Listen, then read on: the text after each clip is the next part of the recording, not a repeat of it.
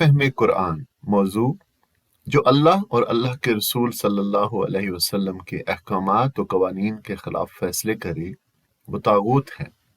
سورہ نساء آیت نمبر 60۔ پہلے آپ اس آیت کی تلاوت سماعت فرمائیے، پھر ترجمہ اور مختصر تشریح۔ اعوذ باللہ من الشیطان الرجیم۔ بسم اللہ الرحمن الرحیم۔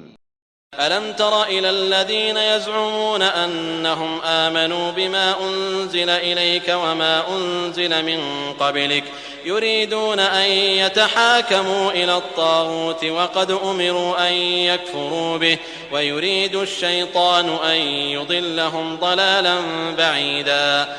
اے نبی صلی اللہ علیہ وسلم، تم نے دیکھا نہیں ان لوگوں کو جو دعویٰ تو کرتے ہیں کہ ہم ایمان لائے ہیں اس کتاب پر جو تمہاری طرف نازل کی گئی ہے اور ان کتابوں پر جو تم سے پہلے نازل کی گئی تھیں، مگر چاہتے یہ ہیں کہ اپنے معاملات کا فیصلہ کرانے کے لیے طاغوت کی طرف رجوع کریں، حالانکہ انہیں طاغوت سے کفر کرنے کا حکم دیا گیا تھا۔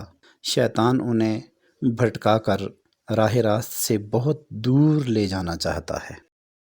اس آیت مبارکہ میں ہمیں منافقین کی ایک نشانی ملتی ہے اور اس سوال کا جواب بھی کہ طاغوت کون ہے۔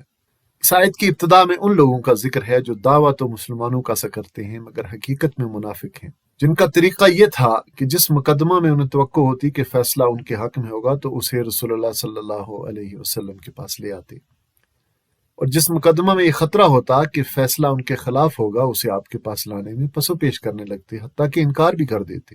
افسوس کے ساتھ کہنا پڑتا ہے کہ یہی حال آج بھی نام نہاد مسلمانوں کا ہے۔ اگر شریعت کا فیصلہ ان کے حق میں ہو تو سر آنکھوں پر، ورنہ وہ ہر اس قانون، ہر اس رسم و رواج اور ہر اس عدالت کے دامن میں جا پناہ لیتے ہیں جہاں سے انہیں اپنی منشا کے مطابق فیصلہ ہو جانے کی توقع ہو، اور یہ بات دراصل نفاق کی علامت ہے۔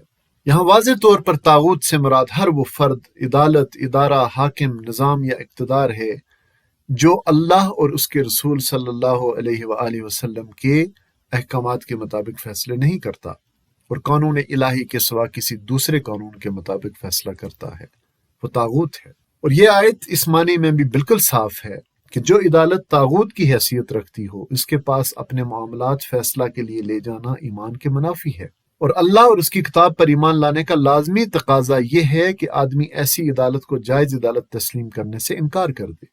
قرآن کی روح سے اللہ پر ایمان اور طاغوت سے کفر دونوں لازم و ملزوم ہیں، اور اللہ اور طاغوت دونوں کے آگے بیک وقت جھکنا عین منافقت ہے۔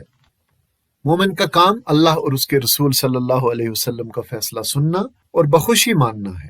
ایمان والے تو اپنے معاملات میں فیصلوں کے لیے اللہ اور اللہ کے رسول ہی کی طرف رجوع کرتے ہیں اور برضا و رغبت اللہ اور رسول کے ہر فیصلے کو قبول کرتے ہیں۔ اللہ ہمیں بھی اپنی زندگیوں میں اللہ کے قوانین و احکامات کے مطابق فیصلے کرنے کی اور طاغوت کی بندگی سے اجتناب کرنے کی توفیق عطا فرمائے۔ آمین ثم آمین۔